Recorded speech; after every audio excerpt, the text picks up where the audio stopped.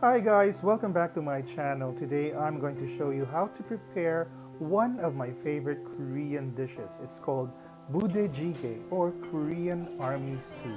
Thank you. I have been to South Korea a few times and each time that I'm there, I always look for this. In fact, I had this in Hongdae the last time I was there early this year.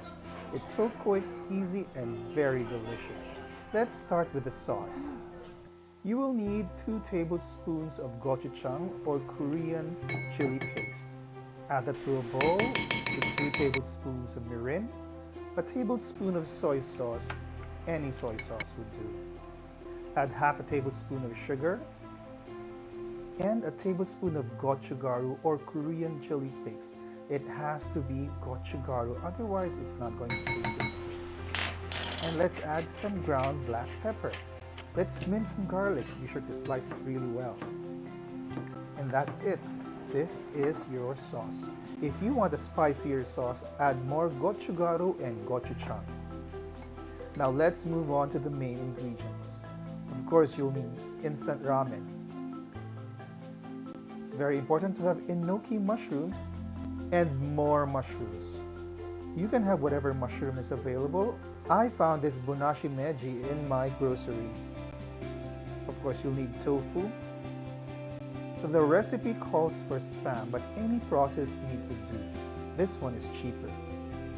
You'll also need sausages, American cheese, or in this case, I'm using quick melt, chicken stock, kimchi, and scallions. Let's start by making thin slices of our processed meat. Then slice the tofu into half-inch cubes.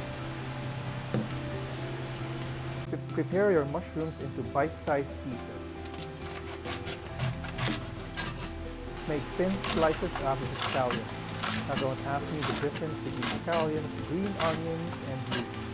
I don't know the answer. Take the stem off your enoki and set that aside. Now let's arrange our ingredients onto the pot.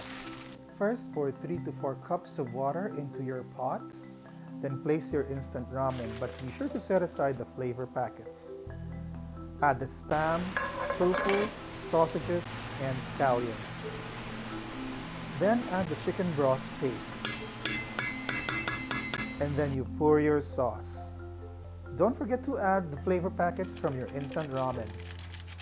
Then at your option, you can also add kimchi. Just note though that this makes your broth a bit sour. Give it a mix to make sure that all the ingredients are submerged. When you're nearly done, add the enoki. The enoki melts into the sauce, so if you want to have a bit more crunch, don't overcook it. When you're done, turn it off, add the cheese and cover. Wait 2 minutes until the cheese has melted into the broth and then you're ready to serve.